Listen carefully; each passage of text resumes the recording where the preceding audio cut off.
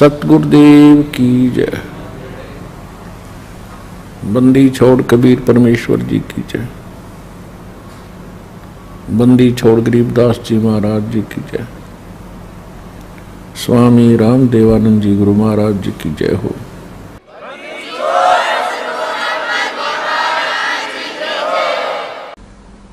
पुण्यात्माओं, आप सृष्टि रचना के बारे में सुन रहे हो। जब तक आप जी सृष्टि रचना के विषय में नहीं जानोगे तब तक आप इस आध्यात्मिक ज्ञान को, तत्व ज्ञान को नहीं समझ सकते और न ही किसी सदग्रंथ को समझ सकते।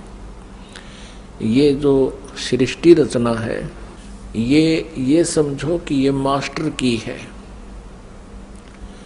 सभी सदग्रंथों को समझने की, उनके खजाने को देखने की ये मास्टर की है, यानी मुख्य चाबी है। इसलिए आप जी को बार बार सृष्टि रचना का ज्ञान अत्यधिक कराया जाता है। अब सृष्टि रचना में आपने परमेश्वर कबीर देव जी द्वारा रची हुई अपनी सृष्टि का ज्ञान उन्हीं के द्वारा बताया हुआ इस दास के मुखारविंद से सुना। वो अभी तक आप जी को वर्बली सुनाया है, मौखिक सुनाया है। अब उस सृष्टि रचना के विषय में हमारे सदग्रंथ क्या बताते हैं। पुण्यात्माओं,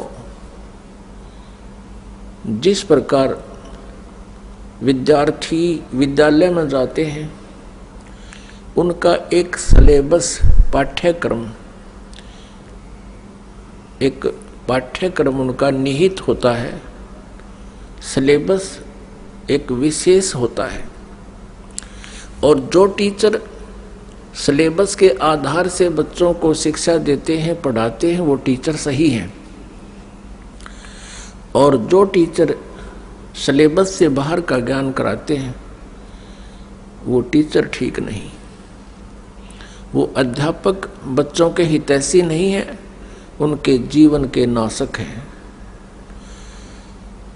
तो पुण्यात्माओं, जो सदग्रंथों के विपरीत ज्ञान, शास्त्र विरुद्ध ज्ञान जो संत बता रहे हैं और शास्त्र विधि त्याग कर मनमाना आचरण कर और करवा रहे हैं, शास्त्र विधि त्याग कर मनमानी पूजाएं कर रहे हैं, वो न तो स्वयं कोई लाभ प्राप्त कर रहे हैं मनुष्य जीवन का और न ही उनके अनुयायी। इसके लिए श्रीमद् भगवत गीता अध्याय 16 श्लोक 23 में और 24 में कहा है। 23 में कहा कि शास्त्र विधि को त्याग कर जो मनमाना आचरण करते हैं, उनको न तो कोई सुख होता है और न ही उनकी कोई गति होती है और न ही सिद्धि को प्राप्त होते हैं, अर्थात व्यर्थ। श्लोक 24 में कहा कि इससे तेरे लिए अर्जुन कर्तव्य और अकर्तव्य की व्यवस्था में शास्त्र ही प्रमाण है।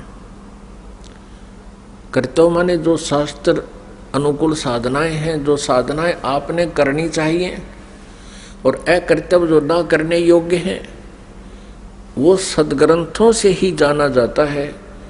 कोई अपनी लोकवेद दंत कथा सुनाता है, उसको हमने स्वीकार नहीं करना चाहिए। तो अभी तक जो ब्रह्मा जी, विष्णु जी, शिव जी को ये कहते आए हैं, ये पवित्र हिंदू धर्म के ये शास्त्र विरुद्ध ज्ञान देने वाले आचार्य, गुरु, ऋषि, महर्षि, ये कहते आए हैं कि ब्रह्मा जी, विष्णु जी, शिव जी ये अजर अमर हैं, इनके कोई माता पिता नहीं है और ये सभी ब्रह्मांडों के रचनहार यही है। तो वो टीचर ठीक नहीं, वो शास्त्र विधि त्याग के लोकवेद सुना रहे हैं। लोकवेद क्या होता है? सुना सुनाया ज्ञान जो कहीं प्रमाणित ना हो। अभी आपको दिखाते हैं श्रीमद् देवी भागवत। वो श्री ब्रह्मा, श्री विष्णु, श्री शिव जी के विषय में क्या जानकारी देते हैं। आप जी ने ये देखिएगा, श्रीमद् देवी भागवत सचित्र मोटा टाइप, केवल हिंदी, गीता प्रेस गोरखपुर से प्रकाशित है। इसके कौन है संपादक? हनुमान प्रसाद पोदार, चिमनलाल गोस्वामी। प्रकाशक एवं मुद्रक हैं गीता प्रेस गोरखपुर, गोविंद भवन कार्यालय, कोलकाता का संस्थान। तीसरे स्कंद में 123 पृष्ठ पे है, तीसरा स्कंद। भगवान विष्णु जी अपनी माता दुर्गा की स्तुति कर रहे हैं। क्या कह रहे हैं? तुम शुद्ध स्वरूपा हो, यह सारा संसार तुम ही से उद्भासित हो रहा है। मैं, ब्रह्मा और शंकर, विष्णु जी कह रहे, हम सभी तुम्हारी कृपा से विद्यमान हैं। हमारा आविर्भाव माने जन्म, तिरोभाव माने मृत्यु, हमारा आविर्भाव और तिरोभाव हुआ करता है। केवल तुम ही नित्य हो, जगत जननी हो, प्रकृति और सनातनी देवी हो। ये प्रकृति शब्द याद रखना। दुर्गा को प्रकृति भी कहते हैं। आपके गीता जी में काम आओगा 14वें अध्याय के 3, 4, 5 श्लोकों में, क्योंकि ये कोड वर्ड है गीता जी। प्रकृति दुर्गा जी को कहते हैं। इससे स्पष्ट हो गया कि ब्रह्मा विष्णु महेश का जन्म और मृत्यु होता है। भगवान शंकर बोले, देवी यदि महाभाग विष्णु तुम ही से प्रकट हुए हैं तो उनके बाद उत्पन्न होने वाले ब्रह्मा भी तुम्हारे बालक हुए। फिर मैं तमोगुणी लीला करने वाला शंकर क्या तुम्हारी संतान नहीं हुआ? अर्थात मुझे भी उत्पन्न करने वाली तुम ही हो। शिवे, संपूर्ण संसार की सृष्टि करने में तुम बड़ी चतुर हो।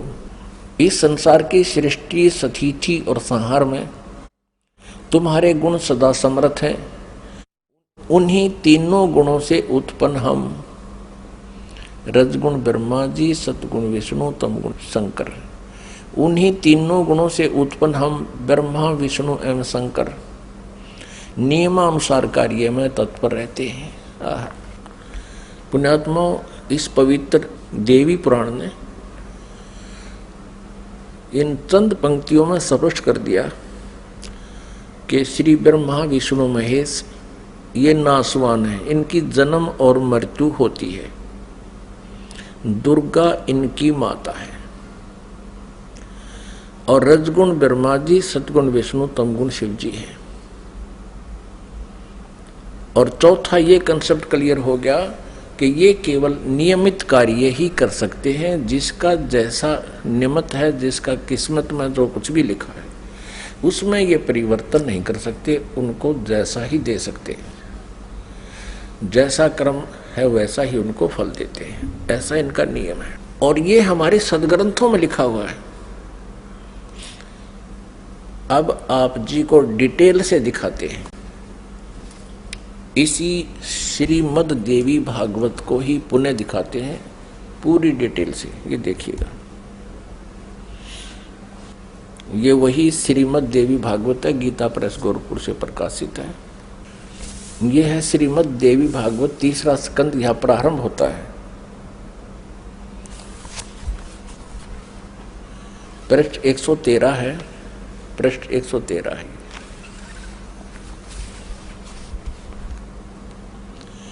जन्मे जय ने पूछा, भगवान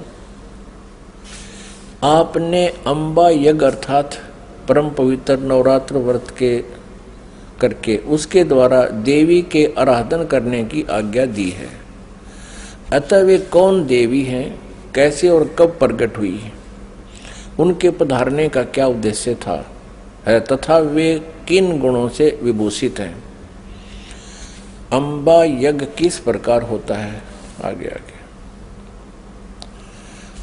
ब्रह्मन साथ ही विस्तार पूर्वक ब्रह्मांड की उत्पत्ति भी कही है। क्योंकि भूदेव ब्रह्मांड के विषय में जो कुछ कहा गया है तथा वह जैसा जो है, ये सभी बातें आप जानते हैं। व्यास जी से पूछ रहे हैं, जन्मेजय जी,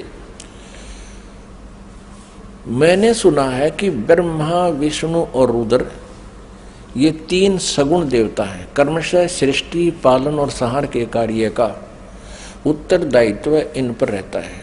पाराशर नंदन व्यास जी, अब मैं इनके संबंध में विस्तार पूर्वक सुनना चाहता हूँ, आप बतलाने की कृपा करें। व्यास जी कहते हैं, राजन तुम्हारी बुद्धि बड़ी विशाल है।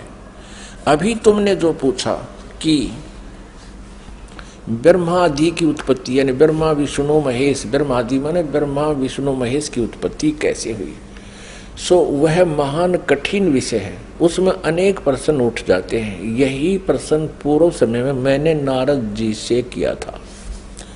व्यास जी कह रहे हैं कि मैंने नारद से पूछा था यही ज्ञान। मैंने कहा, मुने आप बुद्धिमान हैं, मुझे यह बताने की कृपा कीजिए कि इस विस्तृत ब्रह्मांड के प्रधान कर्ता कौन है। मुनिवर, यह ब्रह्मांड कहाँ से उत्पन्न हो गया। द्विजवर, साथ ही यह भी बताइए कि यह ब्रह्मांड विनाशशील है अथवा सदा रहने वाला है। इसकी रचना ये 114 पृष्ठ पे है, तीसरा स्कंध। करने वाला कोई एक है अथवा बहुत से इसके रचयिता है। कर्ता के अभाव में कार्य का होना असंभव है। यह प्रश्न मेरे मन में उठा करता है। कुछ लोग भगवान शंकर को परम कारण मानकर जगत का रचयिता बतलाते हैं। वे कहते हैं कि देवादिदेव भगवान शंकर अविनाशी पुरुष हैं, उनका कभी जन्म और मरण नहीं होता, वे आत्मा मर्मण करने वाले हैं, देवताओं पर भी उनका शासन बना रहता है। दूसरे कई लोग भगवान विष्णु की प्रशंसा किया करते हैं। वे शक्तिशाली पुरुष, अव्यक्त, अखिल ऐश्वर्य के संपन्न परब्रह्म परमात्मा है। कुछ दूसरे लोग ब्रह्मा जी को सृष्टि का प्रधान कारण बताते हैं। कितने ही आचार्य भवानी को संपूर्ण मनोरथ पूर्ण करने वाली बतलाते हैं। वे आदिमाया महाशक्ति एवं परम पुरुष के साथ रहकर कार्य संपादन करने वाली प्रकृति है। ब्रह्म के साथ उनका अभेद संबंध है। ब्रह्म ये काल है, क्षर पुरुष, और अभेद संबंध यानी पति पत्नी का संबंध है। वे सृष्टि, स्थिति और संहार कार्य में संलग्न रहती हैं। संपूर्ण प्राणियों एवं देवताओं की भी वे जननी है। उनका कभी जन्म मरण नहीं होता। वैष्णवी, सांभवी, ब्राह्मी, वासवी, वारुणी, वाराही, नारसिंही और तथा अद्भुत महालक्ष्मी नाम से विख्यात है। 115 पृष्ठ पे। कितने श्रेष्ठ मुनि कहते हैं कि जो निरंजन, निराकार, निर्लेप, निर्गुण, अरूप एवं व्यापक ब्रह्म है, उन्हीं से जगत की सृष्टि हुई है। कहीं कहीं वेद और उपनिषद में भी वे ही ब्रह्म तेजो में बतलाए गए हैं और प्रधान पुरुष हैं। हजारों मस्तकों, आंखों, कानों, हाथों, मुखों, चरणों से वे संपन्न आकाश भी ये आगे देखो। अब व्यास जी पूछ रहे थे नारद जी तक, मैंने ऐसा सुना है कोई कुछ बता रहा है, कोई कुछ बता रहा है, कोई शंकर को रचयिता, कोई विष्णु जी को रचयिता बताते हैं। अब नारद जी कहते हैं, व्यास जी, प्राचीन समय की बात है, यही संदेह मेरे हृदय में भी उत्पन्न हो गया था। तब मैं अपने पिता अमित तेजस्वी ब्रह्मा जी के स्थान पर गया और उनसे इस समय जिस विषय में तुम पूछ रहे हो उसी विषय में मैंने पूछा। मैंने कहा, पिताजी, यह संपूर्ण ब्रह्मांड कहाँ से उत्पन्न हुआ। विभो, आपने सम्यक प्रकार से इसकी रचना की है अथवा विष्णु इस विश्व के रचयिता हैं या शंकर ने इसकी सृष्टि की है, पर जगत प्रभु आप विश्व के आत्मा हैं और सच्ची बात बताने की कृपा करें। किन देवताओं की पूजा करनी चाहिए तथा कौन देवता सबसे बड़े एवं समर्थ है। निष्पाप ब्रह्मा जी, इन सभी प्रश्नों का समाधान करके मेरे हृदय के संदेह को दूर करने की कृपा कीजिए। सत्यवती नंदन व्यास जी, इस प्रकार मेरे प्रसन्न करने पर लोक पितामह ब्रह्मा जी मुझसे कहने लगे। ब्रह्मा जी ने कहा, बेटा मैं इस प्रश्न का क्या उत्तर दूं? यह प्रश्न बड़ा ही जटिल है। महाभाग, तुम भगवान विष्णु से इसका समुचित समाधान पा सकते हो। ये तीनों देवता, इनको ज्ञान तो है नहीं, इसलिए ये अपने से दूसरे की तरफ धका दिया करें। चलो वहाँ उससे पूछ लो। फिर भी विष्णु जी की तरफ संकेत करते हैं, फिर भी अपना ज्ञान वो बता रहे हैं। ब्रह्मा जी कह रहे हैं, महामते, इस संसार में कोई भी रागी पुरुष ऐसा नहीं है जिसे यह रहस्य विदित हो। जो त्यागी, अहंकार रहित एवं ईर्षा शून्य है, वही इसके रहस्य को जान सकता है। पूर्व काल में, अब सृष्टि की रचना बता रहे हैं ब्रह्मा जी। पूर्व काल में सर्वत्र जल ही जल था। स्थावर जंगम जितने प्राणी हैं उनमें कोई भी नहीं थे। तब कमल से मेरी उत्पत्ति हुई। उस समय मुझे सूर्य, चंद्र, वृक्ष तथा पर्वत कोई भी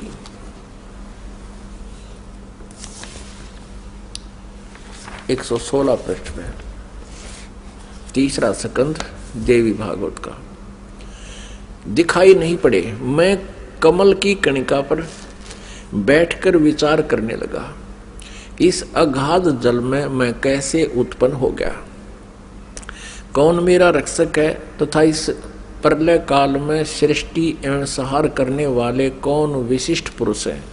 कहीं भी स्पष्ट रूप से भूमि भी नहीं दिखती जिस पर यह जल टिका हुआ है। यह कमल कैसे उत्पन्न हुआ, यों विचार करके मैं जल में उतरा। ब्रह्मा जी कह रहे हैं, 1000 वर्ष तक पृथ्वी का अन्वेषण करता रहा, यानी खोज करता रहा। इस पर भी मुझे उस जल का कहीं और छोर नहीं मिला। इतने में आकाशवाणी हुई, तप करो तप करो। तब मैंने तपस्या आरंभ कर दी। कमल पर बैठे ही 1000 वर्ष तक मैं तप करता रहा। फिर उसी समय सृष्टि करो, ऐसी आकाशवाणी सुनाई पड़ी। उसे सुनकर मैं बड़े आश्चर्य में पड़ गया। सोचा कि किसकी सृष्टि करूं अथवा मेरा क्या कर्तव्य है। उसी समय मधु और कैटब नाम के 2 भयंकर दानव राक्षस सामने आ गए। वे उस महावर्ण में मुझसे युद्ध करने की इच्छा प्रकट करने लगे। मैं उनसे भयभीत हो उठा। तब कमल का डंठल पकड़कर जल में उतरा। वहां मुझे एक परम अद्भुत पुरुष के दर्शन मिले। उनका श्री विग्रह माने शरीर मेघ के समान श्याम था, बादलों की तरह, काले बादलों की तरह। वे पीतांबर पहने थे, 4 भुजाएं थी, शेष नाग की सैया पर सोए थे।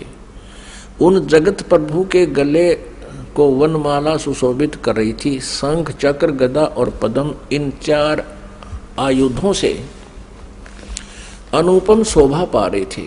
ऐसे शेष शाही भगवान विष्णु का मुझे दर्शन हुआ। वे योग निंद्रा के वशीभूत होकर गाढ़ी नींद में सोए हुए थे। उनकी सारी चेष्टाएं शांत थी। नारद जी शेष नाग की सैया पर सोए हुए उन प्रभु को देखकर मेरा मन चिंतित हो उठा। इतने में भगवती योग निंद्रा याद आ गई। मैंने उनका सत्वन किया।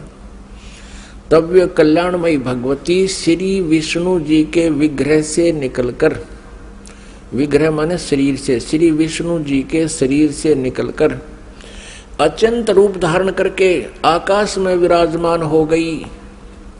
दिव्य आभूषण उनकी छवि बढ़ा रहे थे। जब योग निंद्रा भगवान विष्णु के शरीर से अलग होकर आकाश में विराजने लगी, तब तुरंत ही श्री हरि उठ बैठे। अपने आत्माओं, जैसा आज आपको सृष्टि रचना में पहले बताया था, वर्बली दास ने बताया था, जो परमात्मा ने हमें बता रखा था, कबीर साहब ने ये कहा था कि दुर्गा ब्रह्मा जी, विष्णु जी और शिव जी की माता है, श्री देवी, और ये काल ज्योति निरंजन इनका पिता है। ये क्या करते हैं, इन तीनों बच्चों की उत्पत्ति करते हैं ये काल यानी ब्रह्म, सर्वपुरुष भी कहते हैं इसको, सर्वब्रह्म भी कहते हैं। सर्वब्रह्म और ये दुर्गा जी, इन दोनों के पति पत्नी व्यवहार से श्री ब्रह्मा जी, श्री विष्णु जी, श्री शिव जी की उत्पत्ति होती है, जन्म होता है। और ये क्या करते हैं, इनको बाल्यावस्था से ही कोमा में कर देते, अचेत कर देते और उनकी परवरिश जारी करते हैं। जब ये युवा होते हैं तो इनको सचेत कर देते। अब ये दुर्गा अन्य रूप धारण करके प्रेतवत, प्रेतनी की तरह विष्णु जी के शरीर में प्रवेश करके इनको बेहोश किए हुए थी। ऐसे ही ब्रह्मा जी को ये कमल के फूल पर रख दिया और तब तक ये अचेत था, कोमा में डाल रखा था। ये खुद कहता मुझे पता नहीं मैं कमल के फूल पर कहां से उत्पन्न हो गया, मेरा कौन जनक है। अब नीचे उतरा तो देखा विष्णु जी बेहोश पड़े थे वो, और उसमें से जब वो दुर्गा निकल गई, बाहर आई तो वो सचेत हो गए। अब इस प्रकार इन सभी को इस काल भगवान ने अपने सुनियोजित षड्यंत्र के तहत भ्रमित कर रखा, किसी को यथार्थ ज्ञान नहीं बता रखा। अब यहां आप आगे देखिएगा, अब क्या होता है कि तीसरे स्थान पर भगवान शंकर को भी बेहोश कर रखा था, फिर उसको सचेत कर दिया, फिर तीनों को इकट्ठा कर दिया प्रेरणा करके, तीनों इकट्ठे हो गए। अब देखना श्रीमद् संक्षिप्त देवी भागवत और तीसरा स्कंद, और हम यहाँ पढ़ रहे थे। तब वे कल्याणमयी भगवती श्री विष्णु के विग्रह से निकलकर अत्यंत रूप धारण करके आकाश में विराजमान हो गई। दिव्य आभूषण उनकी छवि बढ़ा रहे थे। जब योग निंद्रा भगवान विष्णु के शरीर से अलग होकर आकाश में विराजने लगी, तब तुरंत ही श्री हरि उठ बैठे। उन्होंने मधु और कैटब के साथ 5000 वर्ष तक बड़ी घमासान लड़ाई की। तब वे दैत्य मरे। पहले देवी के कटाक्ष से मधुर और कैटब मोहित हो गए थे। उसके बाद भगवान विष्णु ने गोद में लेटाकर उन्हें वहीं प्राणों से रहित कर दिया। अब वहां मैं और भगवान विष्णु दो थे, वहीं रुद्र भी प्रकट हो गए। हम तीनों को भगवती आद्या शक्ति के दर्शन हुए, दुर्गा के। उन्हें देखकर मनमुग्ध हो गया। हमने उनकी उत्तम स्तुति की।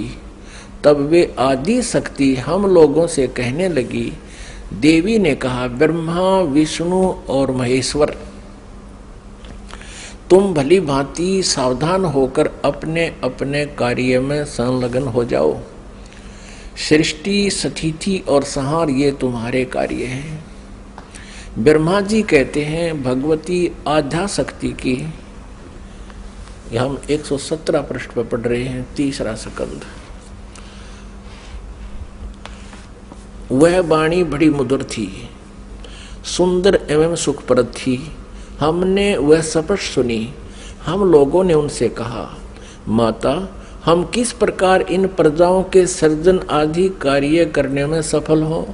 विस्तृत भूमि का अभाव है, सभी स्थान जलमग्न है। हमारी बात सुनकर उन कल्याण स्वरूपिणी भगवती का मुखमंडल मुस्कान से भर गया। इतने में एक सुंदर विमान आकाश से उतरा। तब उन देवी ने हमें आज्ञा दी, देवताओं, निर्भीक होकर इच्छा पूर्वक इस विमान में प्रवेश कर जाओ। ब्रह्मा, विष्णु और रुद्र, आज मैं तुम्हें एक अद्भुत दृश्य दिखलाती हूँ। हमने भगवती की बात सुनकर उसे शिरोधार्य कर लिया। उस रत्न जटित विमान पर चढ़कर हम लोग आराम से बैठ गए। हम तीनों देवताओं को उस पर बैठे देखकर देवी ने अपने सामर्थ्य से विमान को आकाश में उड़ा दिया। ब्रह्मा जी कहते हैं, मन के समान तीव्र गति से चलने वाला वह विमान जिस अपरिचित स्थान पर गया, वहां संपूर्ण फलों से लदे हुए अनेक सुंदर वृक्ष थे। आगे एक अत्यंत सुंदर नगर दिखाई पड़ा। अद्भुत चार दीवारी उस नगर की छवि बढ़ा रही थी। उसमें बहुत से ऊंचे ऊंचे महल थे, उचित स्थान पर यज्ञशालाएं बनी थी। क्षण भर के बाद वह एक दूसरे सुंदर प्रदेश में जा पहुंचा। वहां हमने देखा अनुपम नंदन वन था। पारिजात की संगन छाया के नीचे सुरभि गो बैठी थी। आप पास में ही ऐरावत हाथी विराजमान था। सैकड़ों अप्सराएं, यक्ष, गंधर्व और विद्याधर उस पराजित के उपवन में गाते एवं विहार करते थे। देखा तो वही महाभाग इंद्र भी थे। उनके समीप उनकी प्राण प्रिया सची विद्यमान थी। उस स्वर्ग के दृश्य को देखकर हम 118 पृष्ठ में आश्चर्यचकित हो गए। आगे देखना। इतने में हमारा विमान तेजी से चल पड़ा और वह दिव्य धाम ब्रह्मलोक में जा पहुंचा। संपूर्ण देवता उस नगर के सामने मस्तक झुकाया करते थे। वहां एक दूसरे ब्रह्मा विराजमान थे। उन्हें देखकर भगवान शंकर और विष्णु को बड़ा आश्चर्य हुआ। सभा लगी थी। भगवान शंकर और विष्णु ने मुझसे पूछा, चतुरानन, ये अविनाशी ब्रह्मा कौन है? मैंने उत्तर दिया, मुझे कुछ पता नहीं। सृष्टि के अधिष्ठाता ये कौन है? भगवान, मैं कौन हूं, ये कौन है और हमारा उद्देश्य क्या है? इस उलझन में मेरा मन चक्कर काट रहा है। इतने में मन के समान तीव्रगामी वह विमान तुरंत वहां से चल पड़ा और कैलाश के सुर में शिखर पर जा पहुंचा। आगे देखा।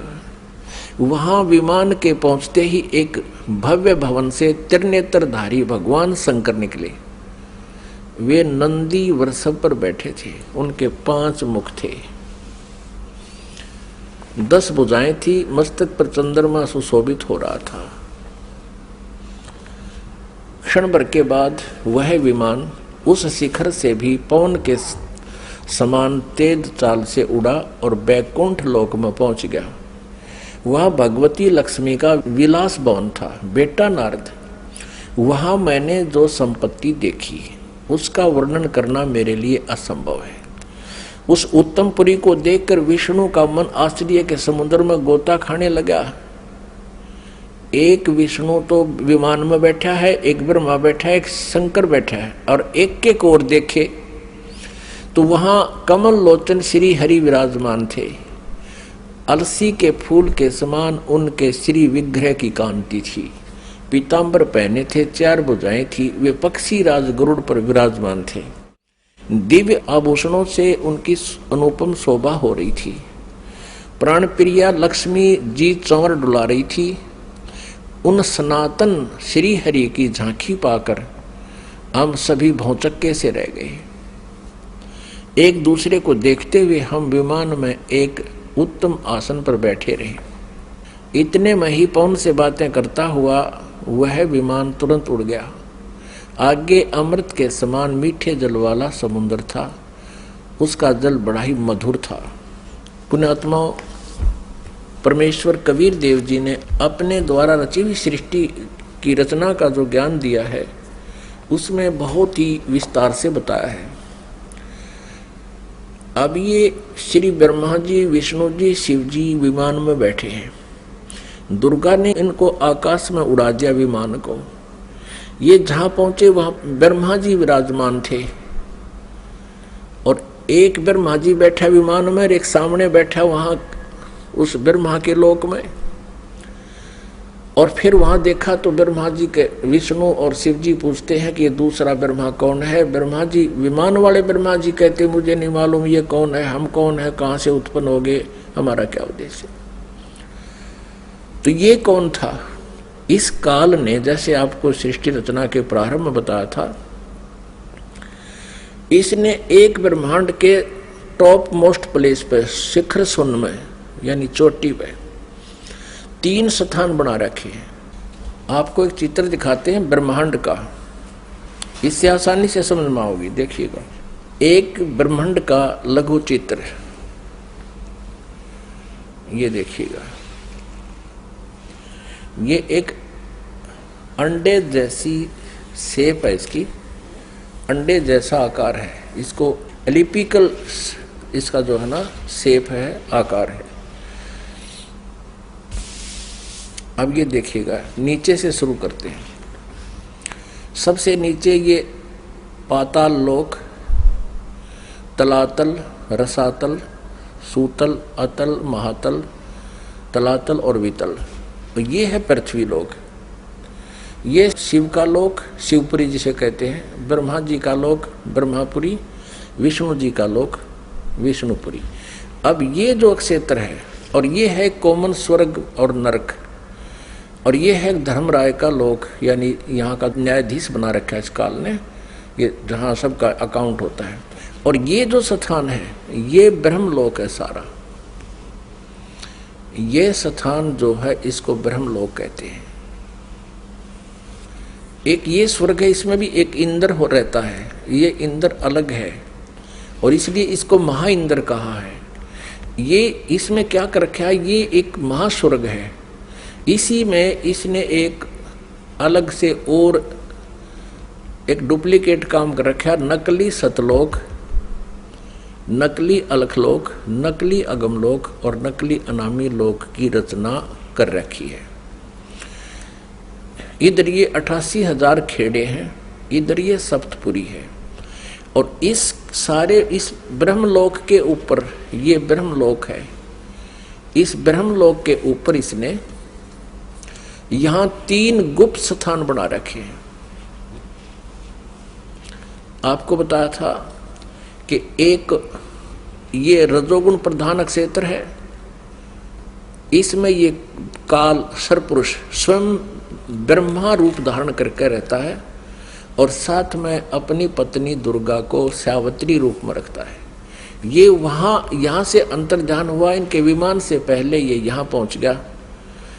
एक ये तमोगुण प्रधान क्षेत्र है, इसमें ये स्वयं महाविष्णु महाशिव रूप में रहता है और दुर्गा को अपने यानी उमा रूप में रखता है। और फिर ये एक सतोगुण प्रधान क्षेत्र है। आगे फिर ये स्वयं ही विष्णु रूप धारण करके वहाँ विराजमान हो जाता है और दुर्गा को महालक्ष्मी रूप में रखता है। अब जब इनका विमान वहाँ पहुँचा इस रास्ते से, पहले इन्होंने देखा यहाँ इंद्र का लोक देखा, ये पहले बड़े बड़े वृक्ष और अन्य लोक देखे, फिर यहाँ से यहाँ प्रवेश हुआ। इससे आगे नहीं जा सकते ये। इनका विमान महा इंद्र को देखकर वापस यहाँ से आया, फिर इस रास्ते से ऊपर गया। आगे जाके इन्होंने क्या देखा, सबसे पहले ब्रह्मा का ये काल बैठा था सरपुरुष ब्रह्मा रूप में, और फिर वहां से ये इनका विमान यहाँ आ गया। इस वहां इन्होंने एक शंकर जी और देखा, ये काल था स्वयं सरपुरुष ने अपना अलग से वहां 3 रूप धारण किए। और फिर ये विष्णु लोक में आ गए, वहाँ एक विष्णु और था और लक्ष्मी जी बैठी थी। यह दुर्गा इस विष्णु रूपी काल के ऊपर, सरपुरुष के ऊपर चमर कर रही थी। यहाँ से फिर इनका विमान यहाँ आया, इस मीठे जल के समुद्र में। यहाँ दुर्गा का एक लोक अलग से है। अब आगे पढ़ते, यहाँ तक हम पढ़ते हुए आ चुके हैं श्री देवी पुराण को। अब हम यहाँ आएंगे इस मीठे जल में, इस मीठे जल के समुद्र में पहुंच गए। अब यहाँ आते हैं पुण्यात्माओं, आज हमारे सदग्रंथ जो प्रमाणित कर रहे हैं, ये ज्ञान परमेश्वर कबीर जी ने 600 वर्ष पहले अपनी सच्चिदानंद घन ब्रह्म की वाणी में, कबीर वाणी में लिपिबद्ध करवा रखा है, आज से 600 वर्ष पहले। और आज इन सदग्रंथों में हमें सत्य हो रहा है। तो इससे सिद्ध है कि पूर्ण परमात्मा कबीर जी हैं, जिन्होंने पहले ही ये ज्ञान हमें दे रखा था और हमारे सदग्रंथों विद्यमान है। अब हम कहाँ तक पढ़ते हुए आगे कि इन तीनों ये विमान में बैठे हैं, ब्रह्मा विष्णु शिव जी, और दुर्गा ने अपनी शक्ति से विमान को आकाश में उड़ा दिया।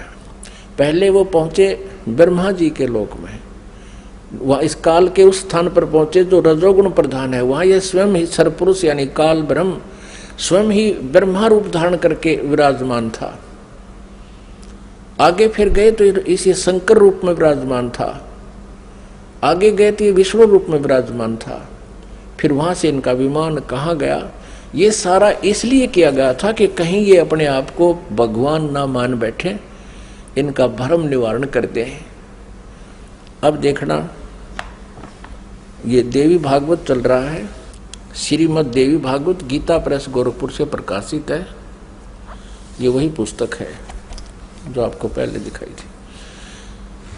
हमने यहां तक पढ़ लिया, हमने ये पढ़ा 118 पे। इतने में हमारा विमान तेजी से चल पड़ा और एक दिव्य धाम ब्रह्म लोक में जा पहुंचा। वहां पर एक दूसरे ब्रह्मा विराजमान थे। एक तो विमान में बैठा है, एक वहां विराजमान था दूसरा, वो ब्रह्म था, क्षर पुरुष था, वो धोखा देता है इनको, वो स्वयं ब्रह्मा रूप में वहां विराजमान था। उन्हें देखकर भगवान शंकर और विष्णु को बड़ा आश्चर्य हुआ। सभा लगी थी। भगवान शंकर और विष्णु ने मुझसे पूछा, चतुरानन, ये अविनाशी ब्रह्मा कौन है? मैंने उत्तर दिया, मुझे कुछ पता नहीं। सृष्टि के अधिष्ठाता ये कौन है? भगवान मैं कौन हूँ? ये कौन है? और हमारा क्या उद्देश्य है? इस उलझन में मेरा मन चक्कर काट रहा है। इतने में मन के समान तीव्रगामी वह विमान तुरंत वहां से चल पड़ा और कैलाश के सुर में शिखर पर जा पहुंचा। वहां विमान के पहुंचते ही एक भव भवन से त्रिनेत्रधारी भगवान शंकर निकले। वे नंदी वृषभ पर बैठे थे। ये काल निकला वहां से, सरपुरुष। और फिर वहां से क्षण भर के बाद वह विमान उस शिखर से भी पवन के समान तेज चाल से उड़ा और बैकुंठ लोक में पहुंच गया। वहां पर कौन थे? वहां कमल लोचन श्री हरि विराजमान थे। विष्णु जी एक और युकाल बैठा था, सरब्रह्म सरपुरुष, और उसकी 4 भुजाएं थी। पक्षीराज गरुड़ पर विराजमान थे और प्राण प्रिय लक्ष्मी जी चौंच बुला रही थी। अब हम यहाँ आते हैं, नीचे देखते हैं। इतने में पवन से बातें करता हुआ वह विमान तुरंत उड़ गया।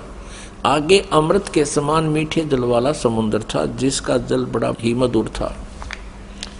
हम 119 पृष्ठ पर पढ़ेंगे, अब 118 हमने पढ़ लिया। उस समुद्र में वहां एक मनोहर द्वीप था। उस द्वीप में एक मंगल में मनोहर पलंग बिछा था। उस पलंग में सुंदर रत्न जड़े थे। उस उत्तम पलंग पर एक दिव्य रमणी बैठी थी, या दुर्गा जाकर वहां विराजमान होगी आगे। वे ऐसी प्रभावपूर्ण देवी थी मानो करोड़ों बिजलियां एक साथ चमक रही हों। अत्यंत सुंदर मुख था, लाल लाल दांत थे, करोड़ों लक्ष्मियों से भी अधिक वह सुंदर थी। वे ऐसी प्रभावपूर्ण देवी थी मानो करोड़ों बिजलियां एक साथ चमक रही हो। अत्यंत सुंदर मुख था, लाल लाल दांत थे। ये पढ़ लिया। अब यहाँ है, उन्हें देखकर हम सभी महान आश्चर्य में पड़ गए। कुछ समय तक हम वहीं ठहरे रहे। आपस में कहने लगे, ये सुंदरी कौन है और इसका क्या नाम है? हम इसके विषय में बिल्कुल अनभिज्ञ हैं। इसके हजारों नेत्र, हजारों हाथ, हजारों मुख हैं। दूर से देखने पर ही वे कितनी सुंदर प्रतीत हो रही हैं। ये न कोई अप्सरा है, न कोई गंधर्व कन्या, न देव कन्या। नारद यों संदेहग्रस्त होकर हम लोग वहां रुके रहे। तब भगवान विष्णु ने उन चारों साहिनी भगवती को देखकर विवेक पूर्वक निश्चय कर लिया कि ये भगवती जगदम्बिका हैं। तब उन्होंने कहा कि ये भगवती हम सब की आदि कारण है। महाविद्या और मां माया इनके नाम हैं। ये पूर्ण प्रकृति है। अपने आत्माओं, विष्णु जी कह रहे हैं, क्योंकि विष्णु जी की बुद्धि खोल दी काल ने। अब हम 120 पृष्ठ पर पढ़ेंगे। संक्षिप्त देवी भागवत, गीता प्रेस गोरखपुर से प्रकाशित है। ये वे ही दिवांगना है। विष्णु जी बता रहे हैं अपना पिछले, इसकी थोड़ी सी बैकग्राउंड दिखा दी विष्णु को, इस काल भगवान ने और दुर्गा ने। ये वे ही दिवांगना है जिनके प्रलय वर्ण में मुझे दर्शन हुए थे। उस समय मैं बालक रूप में था। मुझे पालने पर ये झुला रही थी। विष्णु जी के जन्म का प्रत्यक्ष प्रमाण, छोटा सा बालक था विष्णु जी। वट वृक्ष के पत्थर पर एक सुदृढ़ सैया बिछी थी, उस पर लेटकर मैं पैर के अंगूठे को अपने कमल जैसे मुख में लेकर चूस रहा था। कहते हैं प्रलय वर्ण में मुझे दर्शन हुए थे इस देवी के। उस समय में बालक रूप में था, छोटा सा बच्चा था, ये मुझे झुला रही थी, मैं अंगूठे चूस रहा था पैरों के। इन्हें देखकर मुझे पहले की बात याद आ गई, ये हम सब की जननी है। अब 121 पृष्ठ पे अब विष्णु जी ही बता रहे हैं। भगवान विष्णु बोले, प्रकृति देवी को नमस्कार है, भगवती विधात्री को निरंतर नमस्कार है। ये स्तुति करते हुए भगवान आ रहे हैं विष्णु जी। यहां देखिएगा 123 पृष्ठ पे जो प्रारंभ में पढ़ा था, अब वहीं फिर आगे हम। भगवान विष्णु स्तुति कर रहे हैं अपनी दुर्गा माता की, तुम शुद्ध स्वरूपा हो, यह सारा संसार तुम इसे उद्भासित हो रहा है। मैं ब्रह्मा और शंकर हम सभी तुम्हारी कृपा से विद्यमान हैं। हमारा आविर्भाव यानी जन्म और तिरोभाव माने मृत्यु हुआ करता है। केवल तुम ही नित्य हो, जगत जननी हो, प्रकृति और सनातनी देवी हो। भगवान शंकर बोले, देवी यदि महाभाग विष्णु तुम्ही से प्रकट हुए हैं तो उनके बाद उत्पन्न होने वाले ब्रह्मा भी तुम्हारे बालक हुए हैं। फिर मैं तमोगुणी लीला करने वाला शंकर क्या तुम्हारी संतान नहीं हुआ? अर्थात मुझे भी उत्पन्न करने वाली तुम ही हो। शिवे, संपूर्ण संसार की सृष्टि करने में तुम बड़ी चतुर हो। इस संसार की सृष्टि, स्थिति और संहार में तुम्हारे गुण सदा समर्थ है। उन्हीं तीनों गुणों से उत्पन्न हम ब्रह्मा, विष्णु एवं शंकर नियमानुसार कार्य में तत्पर रहते हैं। अब पुण्यात्माओं, आप जी ने अपने सदग्रंथों को स्वयं पढ़ लिया और ये अभी तक पवित्र हिंदू धर्म के गुरुजन, ये आचार्य मंडलेश्वर, महामंडलेश्वर, गीता मनीषी, गीता के मर्मज ज्ञाता, वेदों के ज्ञाता, पुराणों के ज्ञाता कहलाते थे। इन्होंने कह कह का भी पता नहीं था। ये अज्ञानी हैं जो आज तक हमारे भगवानों यानी जिनको हम समर्थ मान रहे थे, अजरो अमर सुना करते थे, इनसे ये नहीं बता सके कि इनकी स्थिति क्या है, जबकि इनकी जीवनी बता रही है महापुरुषों की कि इनकी ये स्थिति है। पुण्यात्माओं, जैसा कि आपको सृष्टि रचना के प्रारंभ में जब कथा शुरू करी थी बताया था कि काल भगवान ने, इस क्षर पुरुष ने, जो ब्रह्मा विष्णु महेश के पिताजी हैं, दुर्गा जी के पति हैं, जो श्री देवी के पति हैं और ब्रह्मा विष्णु महेश के पिता हैं, इसने ये कहा था दुर्गा से कि मेरा भेद किसी को मत बताना। इसको बहुत सख्ती से कहा था। तो देवी ने उसी उद्देश्य से ब्रह्मा विष्णु महेश को इस क्षर पुरुष का ज्ञान नहीं दिया। अब दुर्गा से इसने कहा था कि मेरा भेद किसी को नहीं देना। इसी प्रकार दुर्गा ने इनको कोई उस भेद नहीं दिया ब्रह्म का, फिर भी सच्चाई छुप नहीं सकी। अब इसी में आपको प्रमाणित करते हैं देवी भागवत में, ब्रह्मा जी ने वेदों को पढ़ा, दुर्गा से पूछा कि वेदों में ये लिखा है कि केवल एक ब्रह्म जिसके बराबर दूसरा नहीं है। ब्रह्म माने परमात्मा भी होता है, वो ब्रह्म माने भगवान होता है, वो एक ही परमात्मा पूजा के योग्य है। तो वो क्या आप ही हो क्या? ब्रह्मा ने पूछा, क्या वो आप ही हो? दुर्गा से कहते। अब दुर्गा क्या उत्तर देती है देखिएगा। हम श्रीमद देवी भागवत यानी दुर्गा पुराण, देवी पुराण को पढ़ रहे हैं, जो गीता प्रेस गोरखपुर से प्रकाशित है। इसके तीसरे स्कंद में पृष्ठ नंबर 125 पर हम पढ़ रहे हैं। 123 तक हमने पढ़ लिया। यहाँ 124 पे देखिएगा,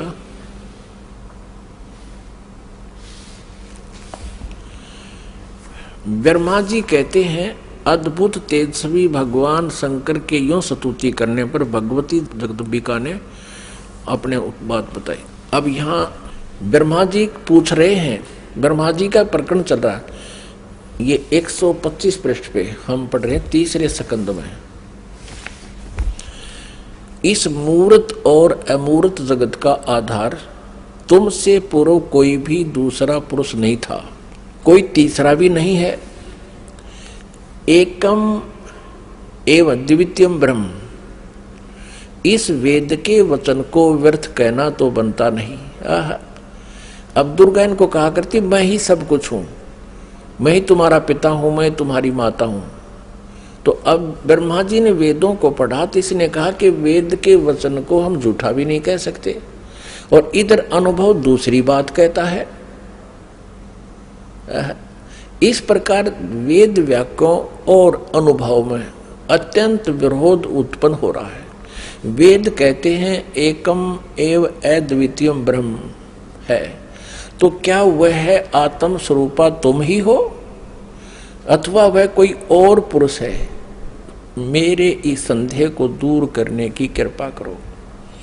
किसी महान पुण्य के प्रभाव से ही मुझे तुम्हारे चरणों की सेवा सुलभ हुई है।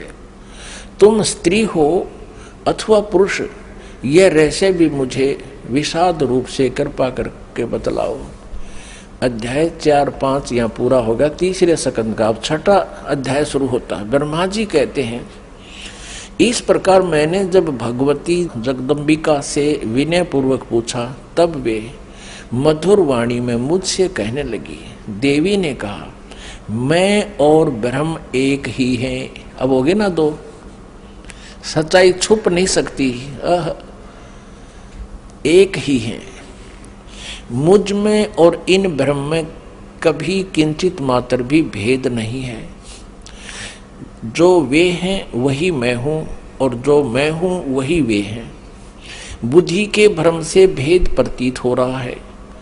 हम लोगों के सूक्ष्म भेद को जो जानता है, इसे सीधा दो तो है ही, ये वो जानता है वही। अब 125 पृष्ठ हमने पढ़ा, अब 126 पढ़ेंगे। वही बुद्धिमान पुरुष है, वो तत्वदर्शी संत है जो हमारी भिन्न भिन्नता को समझता है।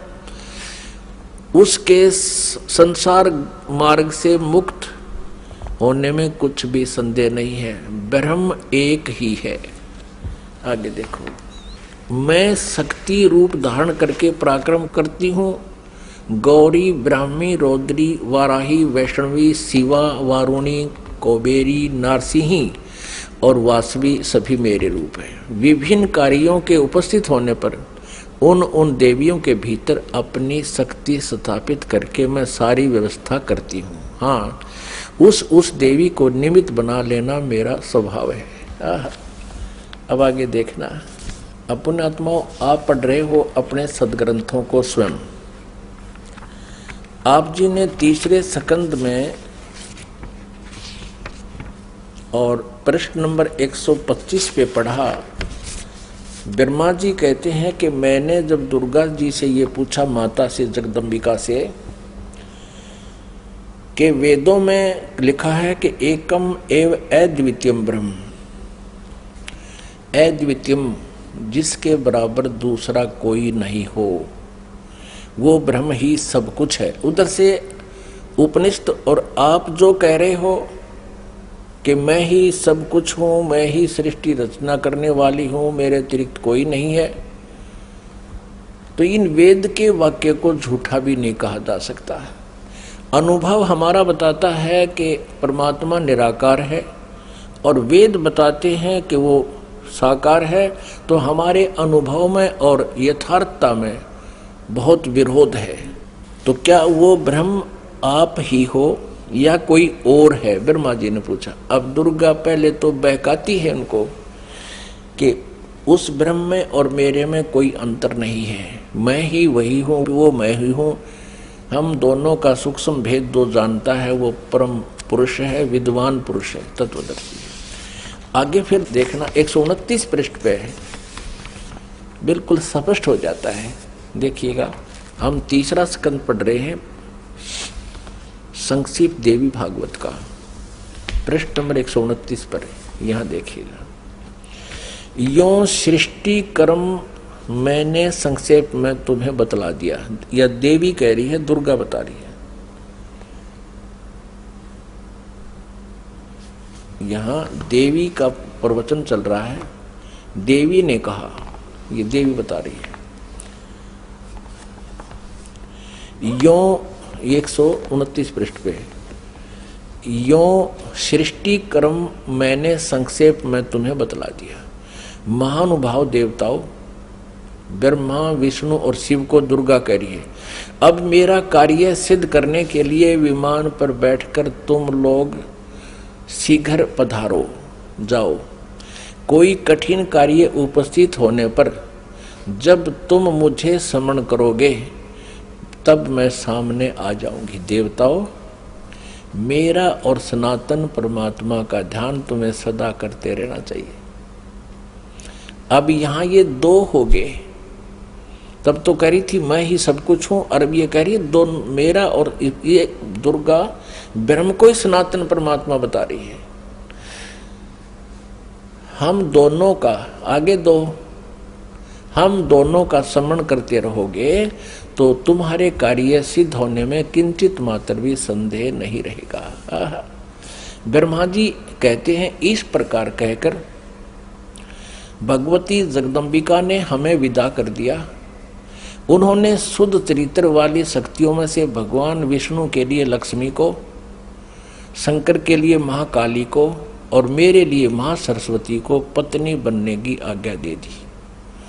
अब उस स्थान से हम चल पड़े और दूसरे स्थानों पर हम तीनों की पुरुष रूप से प्रतिष्ठा हुई। आप जी को इस दास ने परमेश्वर कबीर जी द्वारा रची हुई सृष्टि और ये सारे ब्रह्मांडों की रचना कब कब कैसे हुई वो सारी बताई थी। इस दास ने आपको मौखिक सुनाया था, वर्बली सुनाई थी, और आज इन सदग्रंथों ने, हमारे शास्त्रों ने प्रमाणित कर दिया कि जो 600 वर्ष पहले परमेश्वर कबीर जी ने हमें ज्ञान दिया था